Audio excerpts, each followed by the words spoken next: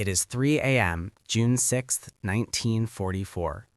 Major Werner Pluskat stands alone inside a concrete bunker carved into the bluffs above Omaha Beach. He commands the coastal artillery of the 352nd Infantry Division. For months, he has stared at this same empty horizon. Tonight feels different. His orders have never changed. If the Allies come, stop them at the waterline. If they break through here, the road to Paris lies open. At 0100 hours, the phone rings. His regimental commander wants a report. Pluskat scans the darkness one more time. Waves, fog, nothing.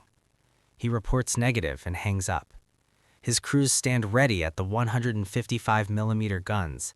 Ammunition is stacked and primed. Naval mines line the beach below. Steel obstacles bristle from the sand. Everything is in place. The waiting is the only enemy. Then, at 0200, he hears it. A low mechanical growl drifting across the water. Aircraft engines. Hundreds of them. The sound builds into a roar. Pluskat rushes to the observation slit. The northern sky erupts in streaks of light. Parachutes, thousands of them, bloom against the darkness like white flowers. The phone rings again. Air attack, massive parachute drop into the interior. Hold your sector, the beach is your responsibility. But the paratroopers are already landing behind his lines, cutting roads, seizing bridges. The invasion has already slipped past his guns. Dawn breaks at 5:30. A pale gray light spills across the water. Pluskat raises his scope and sweeps the horizon. His heart stops. Ships. Not dozens, not hundreds, thousands. The entire horizon, left to right as far as his eyes can reach, is covered in warships. Battleships, cruisers, destroyers, transports, an armada beyond comprehension, lined in dark silhouettes against the brightening sky, stretching impossibly to infinity. His hands shake as he reaches for the phone. There must be tens of thousands of ships out there. His commander's voice cuts back sharp. Don't be stupid, pull yourself together. Then the world explodes. The first Allied naval salvos tear across the sky like freight trains. Shells slam into the bluffs with earth-shattering force. Concrete dust fills the bunker. The walls shudder. His 155mm guns answer back. But for every shot he fires, 50 come in return. German positions erupt in geysers of dirt, steel, and shattered concrete. At 6:30, the landing craft appear. Hundreds of them, churning forward in waves, heading straight for Omaha Beach. At 2,000 meters, the German guns open fire. One craft takes a direct hit and vanishes in a ball of orange flame. But there are too many. For every craft destroyed, 10 more push forward. The ramps drop. American soldiers pour into chest-deep water.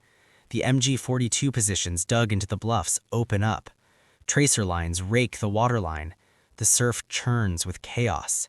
And still, they keep coming. A naval shell finds one of his artillery positions and silences it in a single strike. Another gun shifts to cover the gap. At 7:30, he checks the ammunition count. Gun 1, 30 rounds. Gun 2, 25. Gun 4, 18. They've been firing for an hour. At this rate, 30 minutes left. He calls regiment for resupply. Impossible. All roads are blocked. The paratroopers hold the bridges. You are on your own. The Allied spotters are guiding fire with terrifying precision. Impacts march up the bluff, closing in. Then the bunker takes a direct shock. The scope shatters, the view disappears. Pluskat hits the floor hard. Smoke seeps through a new crack in the wall. By 800, small groups of Americans begin to break from the seawall.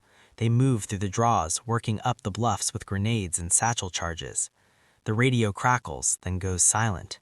No withdrawal, the roads are cut, the escape routes are held. At 8:45, his last 2 guns fall silent, out of ammunition. Pluskat stares at the shore.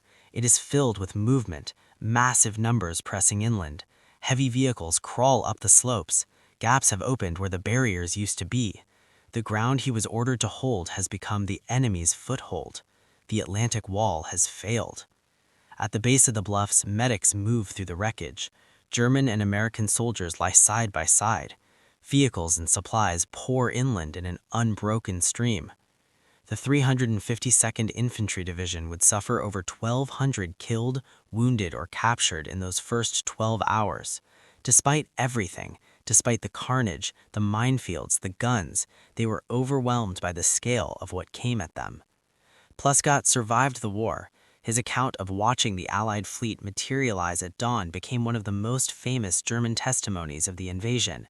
It was featured in Cornelius Ryan's book, The Longest Day. He maintained until his death that the moment he saw that armada, he knew. Germany had lost the war.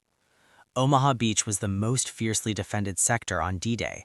It was Germany's greatest tactical success of the landing, and it still was not enough.